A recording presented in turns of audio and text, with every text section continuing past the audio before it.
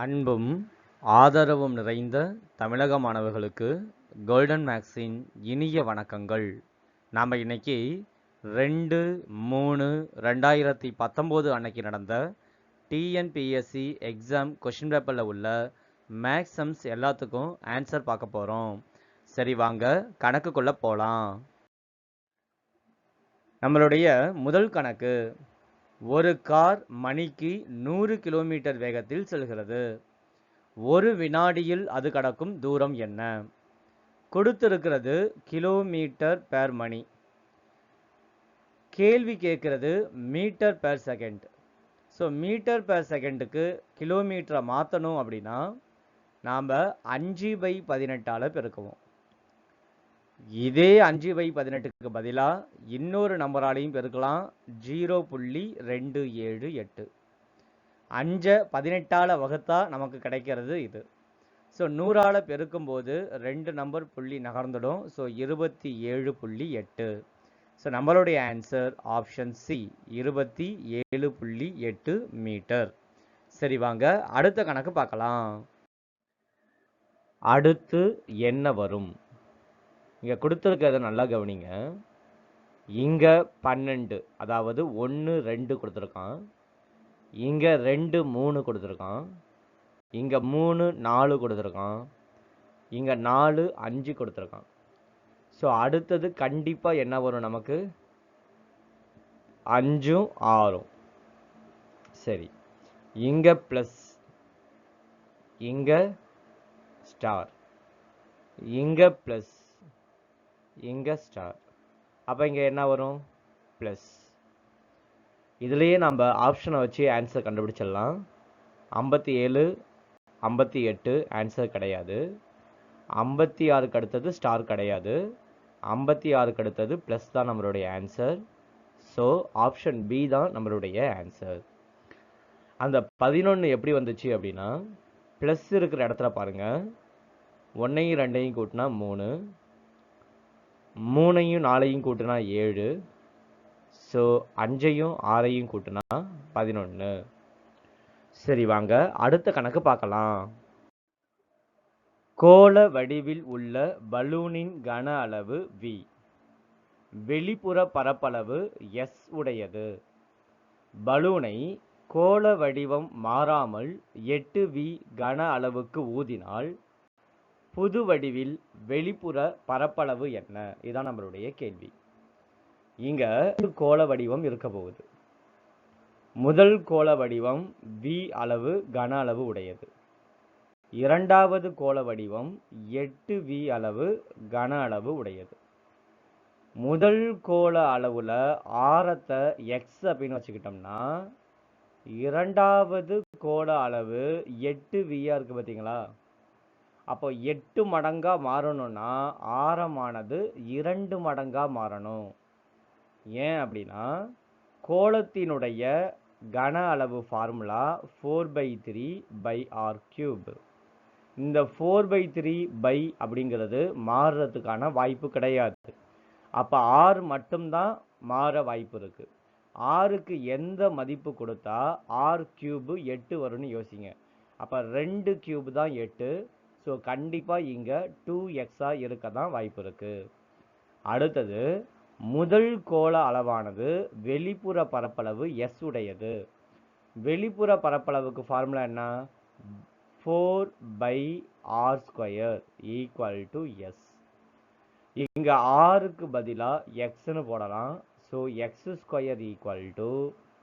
s/4.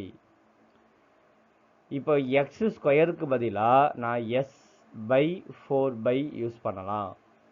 இப்போ அதே போல் இரண்டாவதுக்கு use பண்ணுவோம். ஏன்னா அதனுடைய வெளிப்புற பரப்பளவு தான் நம்ம கண்டுபிடிக்கணும். ஸோ அதனுடைய ஃபார்முலா 4/r². இங்கே 4 அப்படியே இருக்கட்டும். r²க்கு பதிலாக 2xன்னு நம்ம அப்ளை பண்ணலாம். So 2x². 4 அப்படியே இருக்கட்டும், அப்படியே இருக்கட்டும். 2 ஸ்கொயர் பண்ணால் 4, x² பண்ணால் x². 4 அப்படியே இருக்கட்டும், அப்படியே இருக்கட்டும். இங்கேயும் 4 அப்படியே இருக்கட்டும். x²க்கு பதிலாக s/4 அப்படின்னு எழுதலாம். இங்கே ஃபோருக்கும் ஃபோருக்கும் அடிச்சிடலாம், பைக்கும் அடிச்சிடலாம். ஸோ மீதி இருக்கிறது 4s. அப்போ இதனுடைய வெளிப்புற பரப்பளவு 4s. ஸோ ஆப்ஷன் பி தான் நம்மளுடைய ஆன்சர். சரி வாங்க அடுத்த கணக்கு பார்க்கலாம். எக்ஸ் மைனஸ் 1/x = 4 எனில் எக்ஸ் கியூப் மைனஸ் 1/x கியூபினுடைய மதிப்பு என்ன? இதுக்கு ரொம்ப எளிதான ஃபார்முலா இருக்கு. A cube plus 3a. A cube அப்படின்னா இங்கே இருக்கிற 4 தான் A. So 4 cube plus 3 × 4. 4 cube பண்ணால் 64. 4 3 12. 64ஐயும் 12ஐயும் கூட்டுனா 76. ஸோ ஆப்ஷன் டி தான் நம்மளுடைய ஆன்சர். சரி வாங்க அடுத்த கணக்கு பார்க்கலாம். ப்ளஸ் என்பது பெருக்கல், மைனஸ் என்பது கூட்டல், பெருக்கல் என்பது வகுத்தல் மற்றும் வகுத்தல் என்பது மைனஸ் எனில் 6 மைனஸ் 9 ப்ளஸ் 8 பெருக்கல் 3 வகுத்தல் 20 மதிப்பு என்ன? இங்கே 6 அப்படியே இருக்கட்டும், மைனஸ் என்பது கூட்டல்னு கொடுத்துருக்காங்க. ஸோ மைனஸ் 9ங்கிறது கூட்டல் 9ஆக மாறிடும். ப்ளஸ் அப்படிங்கிறது பெருக்கல் அப்படின்னு கொடுத்துருக்காங்க. ஸோ 9 பெருக்கல் 8 ஆகிடும். பெருக்கல் என்பது வகுத்தல் அப்படின்னு கொடுத்துருக்காங்க. ஸோ இங்கே வகுத்தல் 3 ஆகிடும். வகுத்தல் என்பது கழித்தல்னு சொல்லிட்டாங்க. ஸோ கழித்தல் 20 ஆகிடும். இதை இப்படி எழுதலாம். 6 ப்ளஸ் 9 பெருக்கல் 8 வகுத்தல் 3 மைனஸ் 20. 3ஆல் 9 அடிக்கலாம், 3 வாட்டி வரும். So 6 plus 8 3 24 minus 20. 6ஐயும் 24ஐயும் கூட்டினா 30. ஸோ 30லேருந்து 20 கழிக்கணும். கழிச்சா நமக்கு கிடைக்கிறது 10. ஸோ நம்மளுடைய ஆன்சர் ஆப்ஷன் ஏ. சரி வாங்க அடுத்த கணக்கு பார்க்கலாம். அன்னாசி பழம் ஒவ்வொன்றும் ரூபாய் 7ஆகவும் தர்பூசணி ஒவ்வொன்றும் ரூபாய் 5ஆகவும் உள்ளன. எக்ஸ் என்பவர் இப்பழங்களில் ரூபாய் 38 செலவிடுகிறார் எனில் அவர் வாங்கிய அன்னாசி பழங்கள் எத்தனை? இதுதான் நம்மளுடைய கேள்வி. இங்கே அன்னாசி பழத்தை நான் எக்ஸ் அப்படின்னு வச்சுக்கிறேன். So 7x. தர்பூசணியை ஒய்ன்னு வச்சுக்கிறேன். ஸோ 5y = 38 அப்படின்னு கொடுத்துட்டாங்க. இப்போ நம்ம எது கண்டுபிடிக்கணும்? அன்னாசி பழங்கள் எத்தனை அப்படின்னு கண்டுபிடிக்கணும். அன்னாசி பழத்தை நான் என்னன்னு வச்சுருக்கேன்? எக்ஸ் அப்படின்னு வச்சுருக்கேன். ஸோ இந்த எக்ஸை இந்த பக்கம் எடுத்துகிட்டு வரேன். 5y = 38 minus 7x. y = 38 minus 7x by 5. ஆப்ஷனில் கொடுத்துருக்கிறது எல்லாமே எக்ஸோட வேல்யூ. ஸோ இந்த 2 எக்ஸுக்கு பதிலாக அப்ளை பண்ணி பார்ப்போம். 7 2 14. 38ல் 14 கழிச்சிட்டோம் அப்படின்னா நமக்கு கிடைக்கிறது 24. 24 அப்படிங்கிறது 5ஆல் வகுபடாது. ஸோ கண்டிப்பாக இது ஆன்சராக வர வாய்ப்பு இல்லை. அதே போல் 3 அப்ளை பண்ணி பார்ப்போம். 7 3 21. 21 38லேருந்து கழிச்சிட்டோம் அப்படின்னா 17 கிடைக்கும். 17ங்கிறது 5ஆல் வகுபடாது. ஸோ 3 ஆன்சர் கிடையாது. இப்போ 4 அப்ளை பண்ணி பார்ப்போம். 7 4 28. 38லேருந்து 28 கழிச்சிட்டோம்னா 10 வரும். 10ங்கிறது 5ஆல் வகுபடும். ஸோ எக்ஸோட வேல்யூ 4. அதாவது அன்னாசி பழத்தினுடைய எண்ணிக்கை 4. சரி வாங்க அடுத்த கணக்கு பார்க்கலாம். பின் வருவனவற்றுள் எது அல்லது எவை மெய்யான கூற்று? இங்கே காட்பகுதிகளை பற்றி பேசியிருக்காங்க. ஸோ நாம் இதை வரைஞ்சிப்போம். இது முதல் கால் பகுதி, இது இரண்டாம் கால் பகுதி, இது 3ஆம் கால் பகுதி, இது 4ஆம் கால் பகுதி. இந்த கோடு எக்ஸ் அச்சு, இந்த கோடு ஒய் அச்சு. இங்க பிளஸ் பிளஸ் உண்டான நம்பர் வரும், இங்க மைனஸ் பிளஸ் உண்டான நம்பர் வரும், இங்க மைனஸ் மைனஸ் உண்டான நம்பர் வரும், இங்க பிளஸ் மைனஸ் உண்டான நம்பர் வரும். முதல் கேள்வி பாருங்க, ரெண்டுமே மைனஸ்ல இருக்கு. இது 4வது கால் பகுதின்னு எழுதியிருக்காங்க. ரெண்டுமே மைனஸ்ல இருக்குது 3வது கால் பகுதி, அதனால இது தவறு.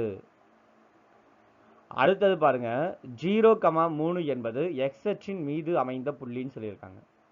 0,3னா இந்த இடத்துல புள்ளி வைப்போம், 0,3. இது ஒய் அச்சின் மேல் அமைந்த புள்ளி, எக்ஸ் அச்சின் மேல் அமைந்த புள்ளி கிடையாது. ஸோ இதுவும் தவறு. அடுத்தது 3வது கேள்வி, -5,2 என்பது ஒய் அச்சுக்கு இடப்புறம் அமைந்த புள்ளி. -5,2 முதல்ல மைனஸ், அடுத்தது பிளஸ், இங்க இருக்கு. இது ஒய் அச்சுக்கு இடதுபுறமா தான் இருக்கு. ஸோ இது சரி. அடுத்தது பாருங்க, 5,2 -7,2. 5,2 அப்படிங்கிறது கிட்டத்தட்ட இந்த இடத்துல வரும்னு வச்சுப்போம். -7,2ங்கிறது இந்த இடத்துல வரும். ஸோ கோடு நமக்கு இப்படி வரும். இது எக்ஸ் அச்சுக்கு இணையாக உள்ளது, ஆனால் இவன் ஒய் அச்சுக்கு இணையாக உள்ளது அப்படின்னு கொடுத்துருக்காங்க. ஸோ இது தவறு. இப்போ எத்தனை சரி? 3 மட்டும்தான் சரி. அதனால நமக்கு ஆன்சர் ஆப்ஷன் பி தான் நம்மளுடைய ஆன்சர். சரி, வாங்க அடுத்த கணக்கு பார்க்கலாம். ஒரு குறுந்தகட்டின் முதல் 1000 பிரதிகள் தயாரிக்க ஒவ்வொன்றுக்கும் ரூபாய் எக்ஸ் வீதமும், அடுத்த பிரதிகள் ஒவ்வொன்றுக்கும் ரூபாய் ஒய் வீதமும் செலவாகிறது. இசட் 1000க்கு பெரிதானால் இசட் பிரதிகள் எடுக்க எவ்வளவு செலவாகும்? இங்க முதல் 1000 பிரதிக்கு எக்ஸ் ரூபாய் செலவாகுது. ஸோ 1000 × எக்ஸ் இதனுடைய மொத்த செலவு. 1000க்கு அடுத்த காப்பிக்கு ஒய் ரூபாய் செலவாகுது.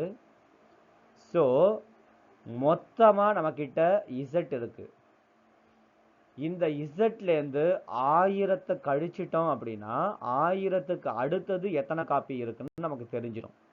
ஒருவேளை இசட் 1500 இருந்தால் 1000 காப்பிக்கு எக்ஸ் ரூபாயும், 1500லேருந்து 1000 கழிச்சிட்டு மீதி இருக்கிற 500 காப்பிக்கு ஒய் ரூபாயும் செலவாகும்.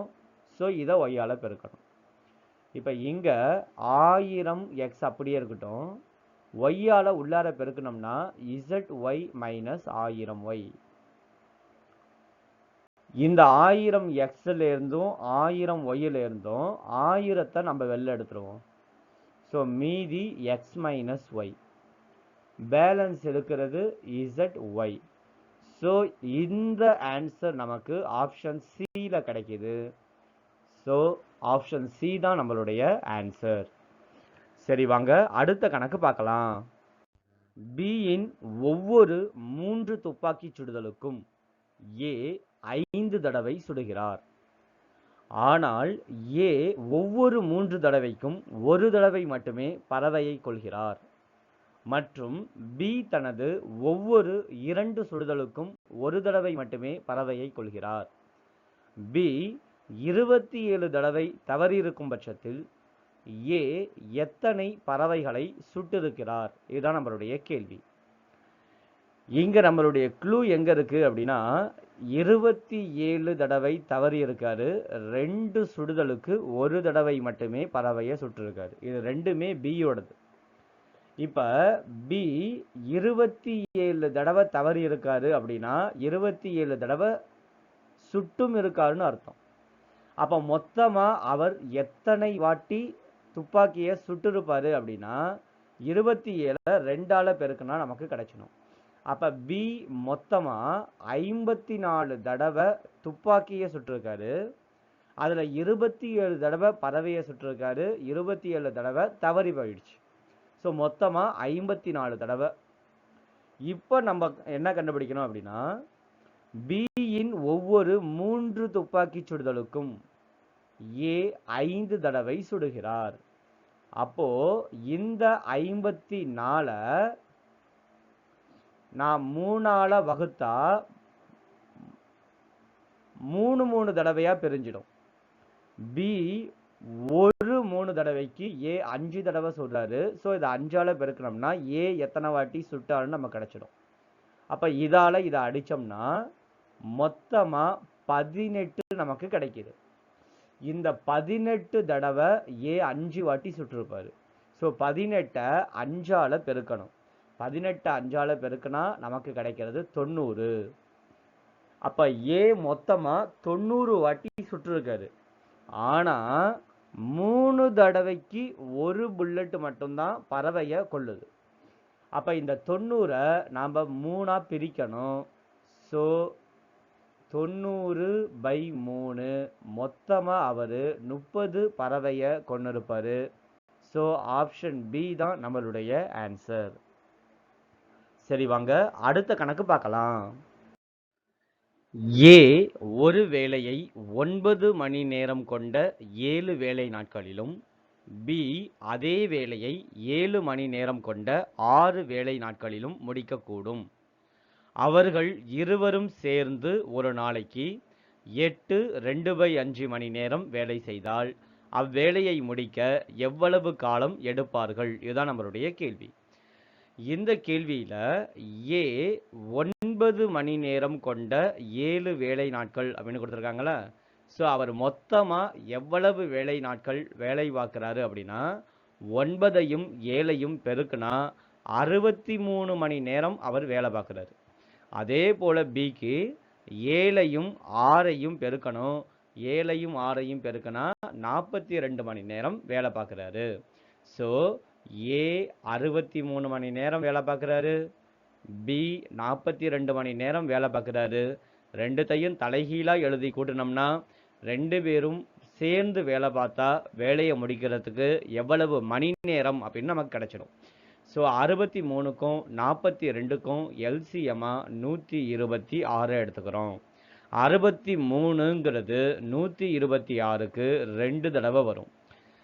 42 அப்படிங்கிறது 126க்கு 3 தடவை வரும். ஸோ ரெண்டுத்தையும் கூட்டுனா 5/126. அப்போ மொத்த நேரம் அப்படிங்கிறது 126/5. இப்போ ஒரு நாளைக்கு எத்தனை மணி நேரம் வேலை பார்க்குறாங்க? 8 2/5. இதை குறுக்கு பெருக்கல் பண்ணணும் அப்படின்னா 42/5 மாறிடும். அப்போ நாம் கண்டுபிடிச்சதை இந்த 42/5ஆல வகுத்தோம்னா நமக்கு ஆன்சர் வந்துடும். அப்போ 126/5 42/5ஆல வகுக்கிறதுக்கு பதிலாக தலைகீழாக நாம் பெருக்கிக்கிறோம். ஸோ இதுக்கும் அடிச்சிடலாம். 42ஆல 126 அடித்தா நமக்கு 3 வாட்டி வரும். ஸோ நம்மளுடைய ஆன்சர் ஆப்ஷன் சி 3 நாட்கள். சரி வாங்க அடுத்த கணக்கு பார்க்கலாம். 14 மீட்டர் அகலமுள்ள ஒரு வட்டமான ஓடுபாதையினுடைய சுற்றளவு 440 மீட்டர் ஆகும். வெளிவட்டத்தினுடைய ஆரம் காண்க. முதல்ல சுற்றளவு ஃபார்முலா வச்சுக்கிட்டு ஆரம் என்ன அப்படிங்கிறத கண்டுபிடிப்போம். சுற்றளவு ஃபார்முலா 2/r. 2/r அப்படிங்கிறது 440. r கண்டுபிடிக்கணும். ஸோ 440 அப்படியே இருக்கட்டும். பை இந்த பக்கம் வந்தால் 22/7 அப்படிங்கிறது 7/22 மாறிடும். 2 இந்த பக்கம் வந்தால் கீழே 2 வந்துடும். இதை 22ஆல் அடிக்கிறேன், 2 வாட்டி வரும். இதை 20ஆல் அடிக்கிறேன், 10 வாட்டி வரும். ஸோ ஆர் அப்படிங்கிறது 70. இந்த ஆர் அப்படிங்கிறது வட்டமான ஓடுபாதையினுடைய உள் ஆரம். இப்போ வெளி ஆரம் நம்ம கண்டுபிடிக்கணும்னா அதோட இந்த அகலத்தை கூட்டிக்கணும். ஸோ 70ஓட 14 கூட்டிக்கணும். ஸோ நமக்கு கிடைக்கிறது 84. ஸோ நம்மளுடைய ஆன்சர் ஆப்ஷன் பி 84 மீட்டர். சரி வாங்க அடுத்த கணக்கு பார்க்கலாம். Pயின் P சதவிகிதமானது 36 எனில் Pயை காண்க. இதை நம்ம எப்படி எழுதலாம்? P into P/100 equal to 36. அப்போ Pயையும் Pயையும் ஸ்கொயர் பண்ணால் P ஸ்கொயர் ஈக்குவல் டு 36 பெருக்கல் 100. P கண்டுபிடிக்கணும்னா 36க்கும் 100க்கும் ரூட் எடுக்கணும். ஸோ 6/10. 6 10ஓட பெருக்கணும்னா 60. ஸோ நம்மளுடைய ஆன்சர் ஆப்ஷன் பி 60. சரி வாங்க அடுத்த கணக்கு பார்க்கலாம். 6:7 விகிதத்தில் இரு உறுப்புகளிலிருந்தும் கழிக்கப்படும் போது 16:21 விகிதத்திற்கு குறைவான ஒரு விகிதத்தை தரும் மீச்சிறு முழு எண் என்ன? இதுதான் நம்மளுடைய கேள்வி. இங்க 16:21 இதை நம்ம எப்படி எழுதலாம்? 16/21 அப்படின்னு எழுதலாம். இப்போ இதை நம்ம அடித்து ஆன்சர் கண்டுபிடிச்சு வச்சுக்கணும். அடிக்கிறதுக்கு ரொம்ப ஈஸியாக மேலே ஒரு 0 மட்டும் சேர்த்துக்கோங்க. ஸோ இப்போ இதை நம்ம அடிக்கலாம். அடித்தோம்னா நமக்கு 7 வாட்டி வரும். பேலன்ஸு புள்ளி வச்சு 6 வாட்டி வரும். ஸோ இதை நம்ம 7.6 அப்படின்னு நினைவில் வச்சுப்போம். இப்போ இங்கே கொடுத்துருக்கிற நம்பர் பாருங்கள் 6:7, அதாவது 6/7. இப்போ இதுலேருந்து இந்த 2 கழிப்போம் அப்படின்னு வச்சுப்போம். ஏன்னா அவங்க கழிக்கப்படும் போது அப்படின்னு சொல்லியிருக்காங்க. அப்போ மேலே 6ல் 2 போயிடுச்சு அப்படின்னா நமக்கு கிடைக்கிறது 4. 7ல் 2 போயிடுச்சுன்னா 5. ஏன்னா 2 உறுப்புகள்லேருந்தும் நம்ம கழிக்கணும். இப்போ அடுத்தது 3 கழிச்சு பார்ப்போம். 3 கழிச்சோம்னா 3/4. அடுத்தது 4 கழிப்போம். 4 கழிச்சோம் அப்படின்னா 2/3. அடுத்தது 6 கழிப்போம். 6 கழிச்சோம்னா 0/1. இப்போ இது எல்லாத்தையும் அடித்து பார்ப்போம். ஈஸியாக அடிக்கிறதுக்காக மேலே ஒரு 0 மட்டும் ஆட் பண்ணிக்கோங்க. 40 நான் அடிக்கிறேன் அப்படின்னா 8 வாட்டி வரும். 8 அப்படிங்கிறது 7.6 விட பெருசு. நமக்கு குறைவானது தான் ஆன்சர் வேணும். ஸோ இது நம்மளுடைய ஆன்சர் கிடையாது. 2 நம்மளுடைய ஆன்சர் கிடையாது. இப்போ அதே போல் 30 4ஆல் அடித்து பார்ப்போம். 7 வாட்டி வரும். அடுத்தது 5. ஸோ 7.5 வரும். 7.5ங்கிறது 7.6 விட சின்னது தான். அடுத்ததும் நம்ம அடித்து பார்ப்போம்.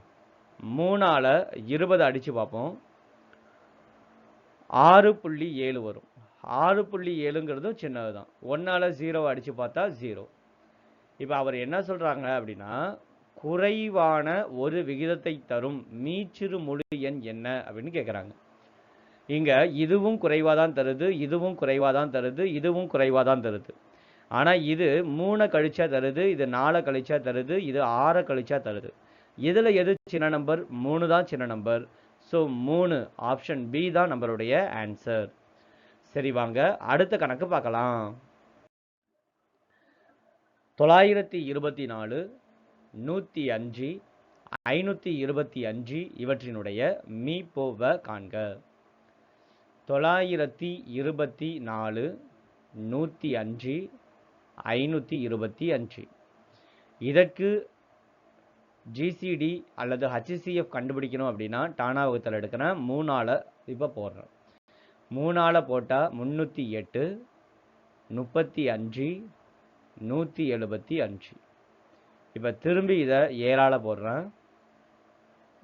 44, 5, 25. இந்த 3 நம்பரும் ஒரே வாய்ப்பாட்டில் வராது. ஸோ 3ஐயும் 7ஐயும் பெருக்கிறேன். 7 3 21. ஸோ நம்மளுடைய ஆன்சர் ஆப்ஷன் ஏ 21. சரி வாங்க அடுத்த கணக்கு பார்க்கலாம். 5, 6, 7 மற்றும் 8ஆல் வகுபடும் போது 3ஐ மீதியாகவும் 9ஆல் வகுபடும் போது மீதி இல்லாமலும் உள்ள மிக சிறிய எண்ணை காண்க. இங்க இதுதான் நம்மளுடைய குழு. 9ஆல் வகுபடும் போது மீதி இல்லாமல், அதாவது 9ஆல் முழுதா வகுபடணும். 9ஆல் முழுதாக வகுபடணும் அப்படின்னா இங்கே இருக்கிற நம்பரை கூட்டுனா நமக்கு 9 வரணும். ஸோ 8 4 8 கூட்டுனா 20, 20 9ஆல் வகுபடாது. 8 4 3 கூட்டுனா 15, 15 9ஆல் வகுபடாது.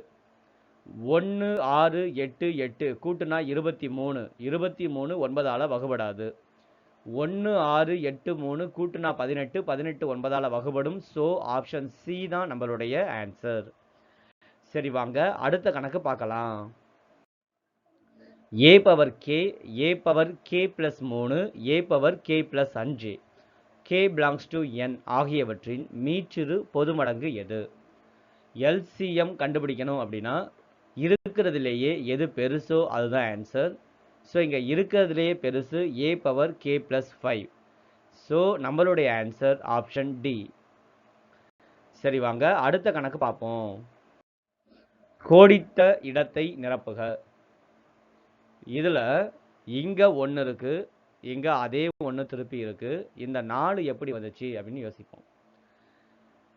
1ஓட 3 கூட்டுனா 4 கிடைக்கும். சரி 13 எப்படி வந்துச்சுன்னு யோசிப்போம். 4ஓட 3 ஸ்கொயரை கூட்டுனா, அதாவது 4 + 9 13. சரி இந்த 40 எப்படி வந்துச்சுன்னு பார்ப்போம். 13ஓட 3 கியூபை கூட்டுனா, அதாவது 13ஓட 27 கூட்டுனா 40. சரி இப்போ அடுத்தது எப்படி வந்திருக்கும். 40ஓட 3 பவர் 4, அதாவது 3 4 வாட்டி பெருக்குனா 81. ஸோ இதை கூட்டினோம்னா 121. ஸோ அடுத்த நம்பர் கண்டுபிடிக்கணும்னா 121ஓட 3 பவர் 5 கூட்டணும். ஸோ 121 + 3 பவர் 5, 3 5 வாட்டி பெருக்குனா 243. ஸோ இது ரெண்டுத்தையும் கூட்டுனா 364. ஸோ நம்மளுடைய ஆன்சர் ஆப்ஷன் ஏ 364. சரி வாங்க அடுத்த கணக்கு பார்க்கலாம். மிக பெரிய எண் எது? இங்க மேலே இருக்கிற தொகுதி எல்லாமே சமமாக இருக்கு. தொகுதி எல்லாமே சமமாக இருந்தால் கீழே இருக்கிற பகுதியில் எது மிக சிறிய எண்ணாக இருக்கோ அந்த பின்னம் தான் மிக பெரிய எண். ஸோ இங்கே 17 தான் மிக சிறிய எண்ணாக இருக்கு. அதனால் 15/17 தான் மிக பெரிய எண். சரி வாங்க அடுத்த கணக்கு பார்ப்போம். 4x³ - 5x² + 6x - 2ஐ x - 1ஆல் வகுக்கும் போது கிடைக்கும் மீதி காண்க. x - 1 அப்படின்னு இங்கே கொடுத்துருக்காங்க அப்படின்னா எக்ஸுக்கு +1ன்னு அர்த்தம். -1ன்னு கொடுத்துருந்தாங்கன்னா +1 அப்ளை பண்ணணும், +1ன்னு கொடுத்துருந்தாங்கன்னா -1 அப்ளை பண்ணணும். ஸோ இங்கே இருக்கிற சமன்பாட்டில் எக்ஸுக்கு பதிலாக 1 அப்ளை பண்ணோம்னா நமக்கு கிடைக்கிறது 4 - 5 +6 - 2. ப்ளஸ் எல்லாம் கூட்டுனா 10, மைனஸ் எல்லாம் கூட்டுனா 7. ஸோ கழிச்சா 3. நமக்கு கிடைக்கிற மீதி ஆப்ஷன் டி 3. சரி வாங்க அடுத்த கணக்கு பார்க்கலாம். Cube root of 729 minus cube root of 27 divided by cube root of 512 plus cube root of 343. கொடுத்துருக்கிறது எல்லாமே கன எண்கள் தான் கொடுத்துருக்காங்க. 729 அப்படிங்கிறது 9னுடைய கன எண், 27 அப்படிங்கிறது 3னுடைய கன எண், 512 அப்படிங்கிறது 8னுடைய கன எண், அதே போல் 343 அப்படிங்கிறது 7னுடைய கன எண். ஸோ 9லேருந்து 3 கழிச்சிட்டா 6, 8ஐயும் 7ஐயும் கூட்டினா 15, 2த்தையும் 3ஆல் அடித்தா 2/5. ஸோ நம்மளுடைய ஆன்சர் ஆப்ஷன் டி 2/5. சரி வாங்க அடுத்த கணக்கு பார்க்கலாம். 88 கிலோமீட்டர் தொலைவு செல்வதற்கு ஒரு சக்கரம் 1000 சுற்றுக்கள் எடுத்துக்கொள்கிறது.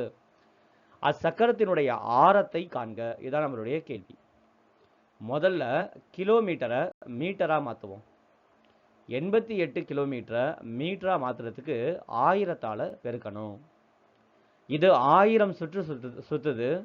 ஸோ இதை 1000ஆல் வகுத்துட்டோம் அப்படின்னா நமக்கு சக்கரத்தினுடைய சுற்று அளவு கிடைச்சிடும். ஸோ வட்டத்தினுடைய சுற்றளவுக்கு ஃபார்முலா 2/r. இந்த 2/r இதனுடைய மதிப்பு தான் 88. r தான் நம்ம கண்டுபிடிக்கணும். ஸோ 88 அப்படியே இருக்கட்டும். பை அந்த பக்கம் போனால் 7/22 மாறிடும். 2 அந்த பக்கம் போனால் 1/2 மாறிடும். 22ஆல் அடித்தா 4 வாட்டி, 2ஆல் அடித்தா 2 வாட்டி. ஸோ 7ஐயும் 2ஐயும் பெருக்கினா 14. So 14 metre. ஆப்ஷன் டி தான் நம்மளுடைய ஆன்சர். சரி வாங்க அடுத்த கணக்கு பார்க்கலாம். ஒரு மனிதன் தனது மூலதனத்தில் 1/3 பங்கை 7% வட்டி வீதத்திலும் 1/4 பங்கை 8% வட்டி வீதத்திலும் மீதமுள்ளதை 10% வட்டி வீதத்திலும் முதலீடு செய்கிறார். அவரது வருட வருமானம் ரூபாய் 561 எனில் அவரது மூலதனம் என்ன? இதான் நம்மளுடைய கேள்வி. இங்க பங்குகள் எல்லாமே பகுதியில் ஒரே எண்ணா இல்லை. ஸோ பகுதியில் ஒரே எண்ணா மாற்றுறதுக்கு மேலே கீழே 4ஆல் 1/3 பெருக்குவோம். 4ஆல் பெருக்குனா இது 4/12 மாறிடும். இங்கே 3ஆல் பெருக்குவோம். 3ஆல் பெருக்கணும்னா இது 3/12 மாறிடும். ஸோ இது 12க்கு 4 பங்கு, இங்கே 12க்கு 3 பங்கு. அப்போ மீதம் எவ்வளவு இருக்கும் அப்படின்னு யோசிச்சு பார்ப்போம். மீதம் 12க்கு இங்கே ஏற்கனவே 4 3 மொத்தம் 7 ஆயிடுச்சு. ஸோ 12லேருந்து 7 கழிச்சிட்டா நமக்கு மீதம் உள்ளது 5 பங்கு. இப்போ இவங்க என்ன பண்ணுறாங்க அப்படின்னா 4 பங்கை 7% வட்டிக்கும், அடுத்தது 3 பங்கை 8% வட்டிக்கும், அடுத்தது 5 பங்கை 10% வட்டிக்கும் விடுறாங்க. இது எல்லாத்துக்கும் சேர்த்து கிடைக்கக்கூடிய தொகை 561 ரூபாய். அப்படின்னா மூலதனம் எவ்வளவு அப்படின்னு நம்ம கண்டுபிடிக்கணும். இங்க எல்லாத்துலேயுமே கீழே 12 பெருக்கல் 100 தான் இருக்கு. ஸோ 1200. மேலே 7 4 28, 8 3 24, 5 50 ஈக்குவல் டு 561. இப்போ நம்ம எக்ஸ் கண்டுபிடிக்கணும் அப்படின்னா 561 அப்படியே இருக்கட்டும். கீழே உள்ள 120 அந்த பக்கம் 1200 அந்த பக்கம் போகும்போது பெருக்கல் ஆகிடும். மேலே இருக்கிற எல்லா நம்பரையும் கூட்டணும் அப்படின்னா நமக்கு கிடைக்கிறது 102. அந்த 102 கீழே போயிடும். இப்போ இதை நம்ம அடிக்கணும். 3ஆம் வாய்ப்பால் அடிக்கிறேன். 3 9, 4 3 12. இங்கேயும் 3ஆம் வாய்ப்பால் அடிக்கிறேன். 4 3 12 0 0. இப்போ திரும்ப இதை 3ஆம் வாய்ப்பால் அடிக்கிறேன். 2ஆம் வாய்ப்பால் அடிப்போம். 17 2 34. இதை 2ஆம் வாய்ப்பால் அடிக்கிறேன். 200. இப்போ 17ஆல் டைரெக்டாக இதை அடிக்கலாம். 33 வாட்டி வரும். ஸோ 33ஐயும் 200ஐயும் பெருக்கணும். பெருக்குனா நமக்கு கிடைக்கிறது 6600. ஸோ நம்மளுடைய ஆன்சர் ஆப்ஷன் சி. சரி வாங்க அடுத்த கணக்கு பார்க்கலாம். ஒரு சரிவகத்தினுடைய உயரம் மற்றும் பரப்பு முறையே 12 சென்டிமீட்டர் 102 சென்டிமீட்டர். அந்த சரிவகத்தினுடைய ஒரு இணைப்பக்கத்தினுடைய நீளம் 8 சென்டிமீட்டர் எனில் மற்றொரு இணைப்பக்கத்தினுடைய நீளம் என்ன? இங்கே சரிவகத்தினுடைய பரப்பளவு கொடுத்துருக்கான் 102 சென்டிமீட்டர்னு. ஸோ சரிவகத்தினுடைய பரப்பளவு 1/2 h × a + b. இதனுடைய அளவு தான் 102. இதில் h அப்படின்னா உயரம். இங்கே உயரம் 12ன்னு கொடுத்துருக்காங்க. ஸோ 12. 1/2 நம்ம அப்படியே வச்சுப்போம். a அப்படிங்கிறது ஒரு இணைப்பக்கம். ஸோ அது 8. பிங்கிறது இன்னொரு இணைப்பக்கம், அதை நம்ம கண்டுபிடிக்கணும். இங்கே 102. இதால் இதை அடித்தா 6 வாட்டி வரும். ஸோ 6ஆல் 102 அடிக்கிறேன். ஓரார் 6, பாக்கி 4, ஸோ 42 வரும். 42 7 வாட்டி வரும். 7 6 42. பி ஈக்குவல் டு 17, 8 அங்கே எடுத்துகிட்டு போனால் -8. 17ல் 8 போயிடுச்சு அப்படின்னா 9. அப்போ மற்றொரு இணைப்பக்கத்தினுடைய நீளம் 9 சென்டிமீட்டர். சரி, வாங்க அடுத்த கணக்கு பார்க்கலாம்.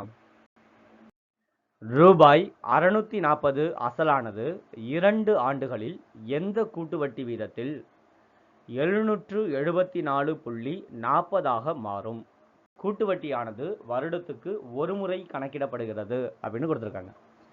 நமக்கு கூட்டு வட்டிக்கு ஃபார்முலா தெரியும். என்ன ஃபார்முலா அப்படின்னா P1 + R/100 whole power n. இதில் P அப்படிங்கிறது அசல். ஸோ அசல் 640. 1 + R அப்படியே இருக்கட்டும், தெரியாது, அதுதான் நம்ம கண்டுபிடிக்கணும். n அப்படிங்கிறது 2 வருடங்கள். ஸோ இதனுடைய அளவு 774.40 அப்படிங்கிறத நான் மேலையும் கீழையும் 100ஆல் பெருக்கிக்கிட்டு இப்படி எழுதிக்கிறேன். இப்போ இந்த 640 அப்படிங்கிறத கீழே எடுத்துகிட்டு வரலாம். So 1 + R/100 whole square equal to 77440/640 பெருக்கல் 100. இப்போ இதை 0க்கு 0வை அடிச்சிடலாம். ஸோ மீதி இருக்கிறது நமக்கு 1 + R/100 ஈக்குவல் டு ஸ்கொயர் அந்த பக்கம் போனால் ரூட் ஆகிடும். ஸோ 7744/6400. இங்கே 1 + R/100 அப்படியே இருக்கட்டும்.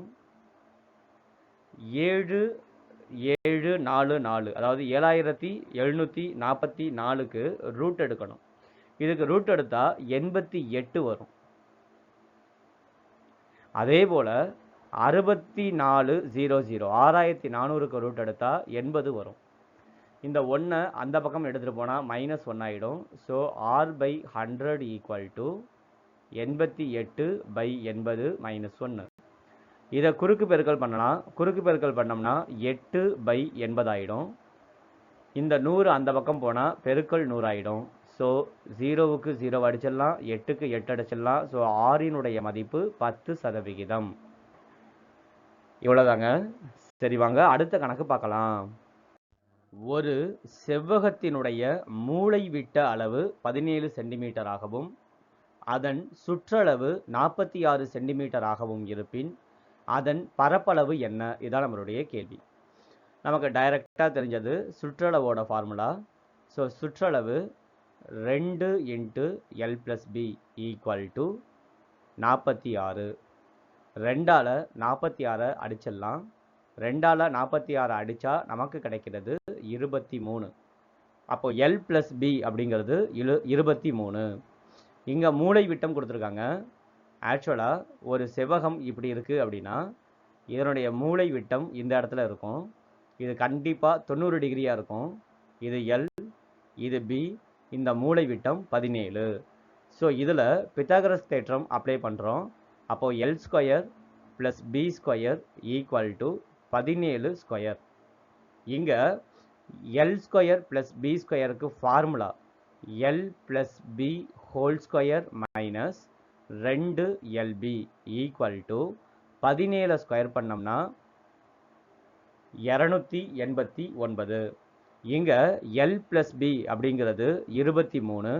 ஸோ 23 ஸ்கொயர் பண்ணணும். ஸ்கொயர் பண்ணால் 529. இங்கே இருக்கிற 289 இந்த பக்கம் வந்தால் மைனஸ் ஆகிடும். இங்கே இருக்கிற 2LB அந்த பக்கம் போனால் ப்ளஸ் ஆகிடும். ஸோ 529லேருந்து 289 கழிச்சோம் அப்படின்னா நமக்கு கிடைக்கிறது 240. இந்த 240 தான் 2LB. அப்போ 2ஆல் இதை அடித்தோம்னா நமக்கு 120 கிடைக்கும். ஸோ எல்பி அப்படிங்கிறது 120. எல் இன்டூ பி அப்படிங்கிறது தான் பரப்பளவோட ஃபார்முலா. ஸோ 120 சென்டிமீட்டர் ஸ்கொயர் இதுதான் நம்மளுடைய பரப்பளவு. ஸோ ஆப்ஷன் ஏ தான் நம்மளுடைய ஆன்சர். இவ்வளோதாங்க. இந்த கொஷின் பேப்பரில் உள்ள நிறைய சம் ரொம்ப ஈஸியான சம்.